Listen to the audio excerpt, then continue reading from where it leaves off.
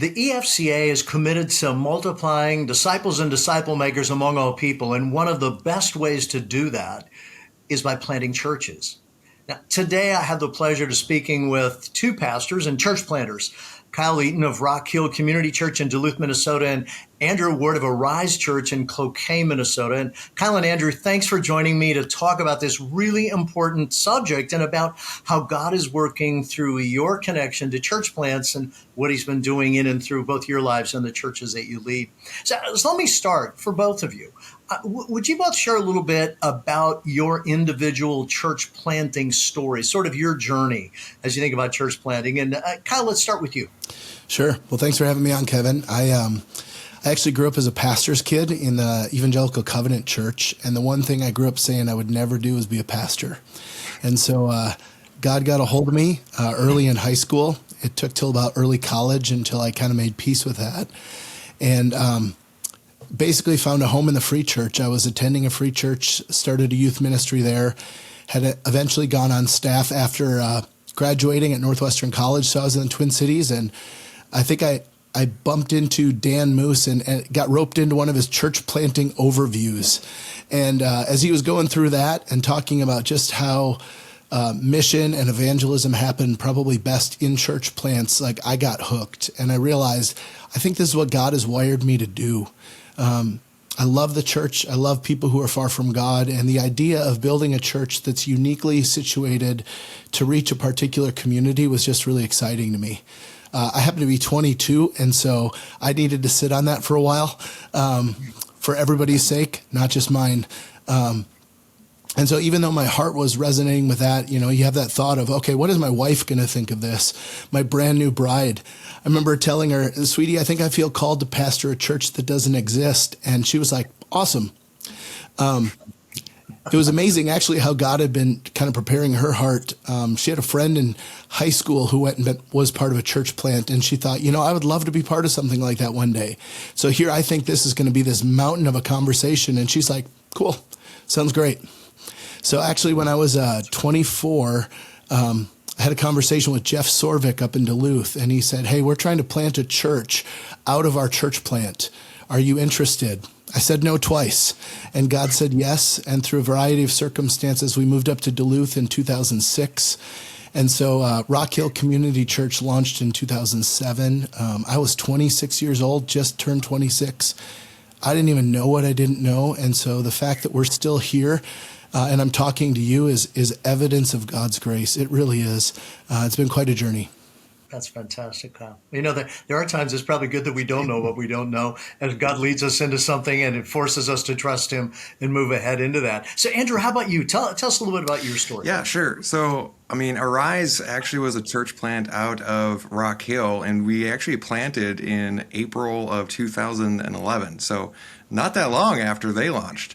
I actually came around to Arise around 2014. And I just started attending. I absolutely had no intention of being on any leadership. I just wanted to help out. When I came to Arise in and of itself was like a younger church. I showed up when I was 30, and I all of a sudden was the old guy. And I was like, how is this possible? We're about 10 years into our marriage, and because we got married really young. And man, it was kind of fun just talking with newer families that 1 or 2 years into their marriage, and that's kind of how it started at Arise. And I really had no intentions going past that, but circumstances, how they ended up happening was in 2016, our planting pastor and our associate pastor ended up being called elsewhere. So we kind of had this pruning process, and I can call it a pruning process now. It really did not feel like it during the time because it got pruned, pretty much down to nothing. We ended up replanting, in a sense, replanting Arise Church in 2016. And I remember my first Sunday as the installed pastor because we had 22 people total on that Sunday. And now we're averaging about 150 through God's grace. We've changed different locations. We're in a church building. And I had no intentions of becoming the pastor at Arise Church, but God, it was people like Kyle. There were 7 men, and Kyle was one of them that affirmed, like, hey, this is what I really think that this is something you should do. And I was like, there's 7 of them. So here we are. That's great, Andrew. One of the things that I found, though, that I have found is that there are more stories than I could count of similar situations where somebody said, "Hey, it's not me. I mean, it's got to be somebody else." And the Lord just had been preparing and made it clear, "Yep, you're the one," and to step into that. That's very exciting. So, Kyle, talk to us a little bit. What was your strategy in growing a multi-site church while also sending church plants? I mean, it's an interesting combination of those two. Yeah, that's a great question. We kind of fell into it a little bit. So we were committed to church planting from the get-go. Probably the first 10 years, by God's grace, we planted 4 churches or replanted them. And so 3 are still around. But as Andy's story even indicates, it's tough sledding up here. It's tough sledding everywhere. It's hard to establish a church plant. And in particular, a lot of times what we're looking for in a church planter is kind of a rainbow unicorn, someone who's gifted at everything and can make things go and grow. And on the one hand, we're also part of Acts 29. I loved that part of the strategy. On the other hand, if your strategy is finding guys that are going to succeed in whatever they do, there's something about that just doesn't seem like it lines up with the kingdom. There's something about that doesn't feel sustainable to mere mortals like us. And so, I think, we learned a lot of lessons. One of our church plants didn't make it. That was pretty painful. Others, there was just a lot to go through. So we're actually still absolutely committed to church planting, and we're committed to multi-site. I think it really depends on who do we have as a leader and what's the best model that fits them. And so I think multi-site kind of allows you to continue to multiply with a pastor, not a kind of generalist gifted church planter, because you can send them with more people and resources. They can still kind of maintain a connection to part of the team. And yet at the end of the day, if our campuses went autonomous, that'd be okay. That'd be fine. So we've got two other campuses, so 3 total. It simplifies a little bit of the fundraising mechanism. It gives a team and a lot of those other insights, but then it adds a lot of complexity as well. So I think if push came to shove and I could choose, I would just send out a church planter. It's a lot easier on me. Can send them with a bunch of people, and then I can just be a coach rather than a boss. But we'll do whatever God has for us to do, and whatever the option is. We're committed to multiplication more than a particular form. Well, and I appreciate your comment on that, because I think the issue is it's a focus on multiplication and wanting to be able to see the gospel spread and take root in people's lives and in communities. And it's recognizing that in some communities, a multi-site may be the best launch. Another may be a church plant. Part of it has to do with leadership availability, and part of it has to do with the unique places where you're doing ministry in those as well. So, hey, I'd love to hear from both of you. How did you create a culture within your church that focused on planting churches? Well, we can all talk about what we want to do, but really flows out of that sense of culture. How did you establish that in the churches that you're leading? We're Rise Church being planted by Rock Hill. There's so many of those little. We're part of the Acts 29 too. We're also part of EFCA, so that it just really kind of got planted in us from the very beginning. And we even just now, just hearing Kyle's last answer, I was like, man, I remember when Kyle and I sat down in 2016, 2017, wondering if Arise should become like Rock Hill Cloquet. And then we didn't go that way. And, now he was a great coach, still is. And, and so thinking about church planting, we're now having similar conversations about heading south, down to I-35, hey, where can we maybe plant, and having very similar conversations. Should it be a campus? Should it be, sending folks? It's fun conversations. But even so, we as a church are still we have funds that we can send to other church plants in the area to help them out at least at the end of the year, and maybe purchase a property or something of that sort. So it's kind of we got planted that way, and we're just trying to continue to grow in that. What's intentionality of continuing to keep that those values and that culture moving forward. It really is. So Kyle, tell us a little bit about, from your perspective, as you know, Andrew just said, they sort of caught that from you all. How did that really get rooted for you? Well, I don't know if you can plant out a Jeff Sorvik's church without that catching on a little bit, if you know Jeff. That's very true. So, I memean, part of that's what really drew us to Jeff and Michelle, was that vision of multiplication.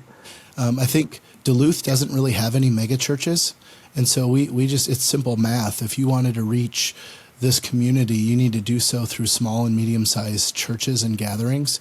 And so we just saw that in some ways as a strategy. We're not against big church at all, but we kind of worked it right into our mission statement. We exist to multiply gospel-centered disciples, small groups, and churches that bless the city, the region, and the world. And so you see kind of healthy things multiply. Disciples make disciples, small groups outgrow living rooms and start new small groups. And so if you're doing it at that level, then it's not that foreign for when the church kind of outgrows their space or has a missional opportunity elsewhere to simply multiply and to do that.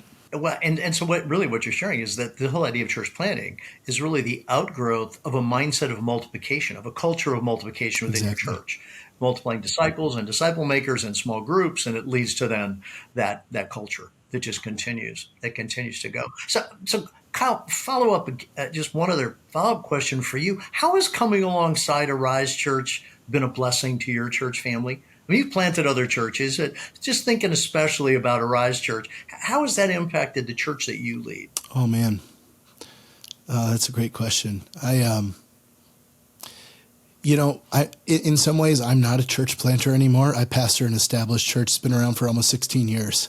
I still think like a church planter and like to fancy myself as a church planter, but it doesn't turn on a dime anymore. I have to learn all kinds of other skills that I didn't have at the beginning. And so, honestly, hanging around guys that are a little bit more on the front edge, or it keeps me sharp and fresh. It's fun for me. I loved that season. That was probably one of the seasons I could most intuitively lead. And so, it's been such a blessing to me personally. I think it helps our people feel like we're actually seeing the mission advance. Not just us, but like you start adding up and doing the numbers of like when true multiplication happens, man, the numbers actually do start to say, hey, we're starting to make a dent in our community. We're starting to make a dent in this region, and that's significant. We've also tried to go a little bit broader even too, of anybody who's committed to the gospel and committed to church planting. And so we have a monthly gathering of pastors, about 10 or 12 that are committed around those ideals. It's mostly EFCA guys and Converge guys. We even have a Missionary Alliance guy that we let hang out with us. But really it's friendship, it's mission, and what can we do together that we can't do on our own. And so even seeing that group kind of band together and help buy a Converge guy downtown Duluth, like every guy's pitch in to help him buy a building. It was incredible. It was fun. And I think what you long for, one of the dangers of ministry is that you feel isolated, you feel alone. And so like, man, with Andy, he's a different guy than when we started talking. I think I was pretty pivotal in those early years. And now, honestly, he's a friend. And he's a guy that I bounce stuff off of and I learn from. And so I love it. Well, and I think, Kyle, what you said, it's so important, this idea of really all ministry is based in relationships. And relationships are based on trust, and that they grow as you spend meaningful time together doing things that matter for the kingdom of God. Yeah. And to be able to do that together, you both grow and both continue to build into that. So Andrew, talk to us a little bit about how has your partnership with Rock Hill been helpful for you in your own church planting journey? It's really hard to put that in the words because it's been so pivotal. I mean, Rock Hill financially helped Arise for years, and it wasn't even just the financial part. It was, I don't have a typical journey to becoming a pastor. Like, I think I had maybe 3 or 4 sermons that I've actually did prior to being installed as a pastor, and I was like, I got to do this regularly, and Kyle, help, like in a lot of ways, and it was not just like a weekly call. Like it would be like almost daily calls to him, and it really did feel for at least the first couple of years, it felt like a war a lot. And we used a lot of war type analogy, and we're in the foxhole, and I felt like there was a lot of times he was just propping me up. Nope, nope, nope. You got it. You got it. You can keep going. And I needed that. And he also was able to tell me some really good hard truths, but in a very loving way. Like it wasn't like I never felt unloved. I never felt uncared for, but I also felt like, oh, I need to change that. So it's been just absolutely pivotal in the beginning, and even now, like he said, it's grown into a fantastic friendship that, oh man, if we go a while, we both are just like, we probably should call the other person and figure this out. Yeah. Well, I mean, it's so much, I mean, it's a reflection, in a sense, of the fact that the Christian life was not meant to be lived alone. And I think leadership is not meant to be done alone. And certainly church planting isn't meant to be done alone. And so the opportunity for you to know you're not alone in that you could reach out. You have those calls, that connection. That's super important, so important. Well, let me finish with just one last question for both of you. And Kyle, I'll start with you.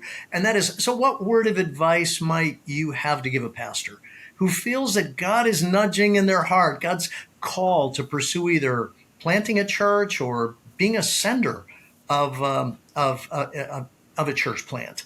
What would you share with them?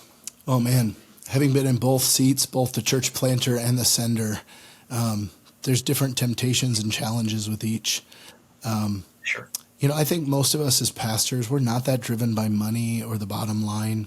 Like, we don't mind being generous with that. I think what's really hard is when we have to be generous with relationships and people that we love dearly, and then send some people that we love dearly to people who maybe are still young leaders and growing and may hurt them a little bit in their growth. That's really hard. And so that's where that trust thing comes in huge. I would say to kind of a guy who's actually planting is that there's going to come a day when you feel completely abandoned and alone, and you're not. There's a moment that hits in any church plant where you realize no one else is going to do this for me. Like, I can have all the coaches in the world, I can have all the people in the world, and here's the thing, like, everybody feels it, and they start to get mad at their sending church. Like, I was mad at Jeff Sorvik, of all people, thinking that he didn't give me the resources, or no. The reality was, it was just, at some point it was on God, but it was on me. And like, I never was alone, but I felt unbelievably alone. And so I think it's just helpful to give guys that heads up of like, hey, this is going to happen, and you're probably going to direct that angst at me. And if you need to, okay. But the reality is, it's on you, but it's on God. And that's the unique thing about ministry and church planting, is that in so many other areas of life, especially the guys that are drawn to that, you work a little harder, you study a little more, you train a little harder, and the results are clear, or at least you can connect a line. And ministry ain't like that. Yeah. Like, you can work yourself to the bone, but if God doesn't actually bring the fire to ignite the kindling, you're just wearing yourself out. And so it's really hard sometimes, and it causes us to go into all kinds of crazy things sometimes when we're not seeing the results or the expectations that we had, because the answer isn't just work harder. It isn't just do more. It's a lot of times we have to rest and we have to grow up, and we're ultimately in those moments dependent on God to do what he does to bring that's why it takes faith. Kyle, thank you. I mean, really, as you were talking, your last couple of thoughts there, it just reminded me of Jesus' words that he would build his church, and that we rest, we work hard, obviously, but rest in the fact of what he's going to do and do it in the lives of people. So, Andrew, how about you? I mean, what would you share with a pastor who was thinking about I was thinking about that. I was thinking about to my younger self, like, what would I say to my younger self if I was going to do this again? And I think I would say, yes, work on your sermons, work on your theology, do all that stuff. There's plenty of resources, even within the EFCA, like there's the licensing and all that stuff. Plenty of good stuff. Have the relationships with the other folks. But in a lot of ways, like, he's got it. Like, you can practice your sermons, and I wish I would have heard this phrase a lot earlier in my life, but practice, we always hear practice makes perfect, and it's garbage. It's actually Practice is progression. So it's not perfect. There's only been one perfect person, and that's Jesus, and that's not me. So it's just kind of like progression is the aim, and we are progressing, and it's progress over a course of time, and I wanted to like learn all the stuff as fast as I can so I can apply it as fast as I can, and it's really not, that's not it. Just slow down, and in reality, take the moment and enjoy where every moment, every month that God has faithfully moved in Arise Church or your church, whatever you're planting, because as Kyle routinely told me, you're going to get out of this phase, and then you're going to get bigger. And then there's just different problems, but there's still problems. So, there's always going to be problems. But, take it as it comes and really just rest in his finished work is what I would probably say to myself, because I have to remind myself that often. All the time. Well, Kyle and Andrew, thank you for spending some time with me today, talking about your journeys, talking about your heart for multiplying churches and church planting. And when I think about what God's doing across EFCA, and I'm excited to hear you think of the ongoing ripple effects of the things that Jeff Sorvik seeded in you, Kyle, that then you have seeded in Andrew, and Andrew, you're seeding in others, and you're continuing to invest that. And that is how we're seeing God glorified as we see transformational churches multiplied among all people in EFCA. Thanks for sharing with us today. Pray God continues that multiplication wave up in the Duluth area and all the way down I-35 toward the Twin Cities. All right. God bless you guys. Thanks for being with me today. Thanks.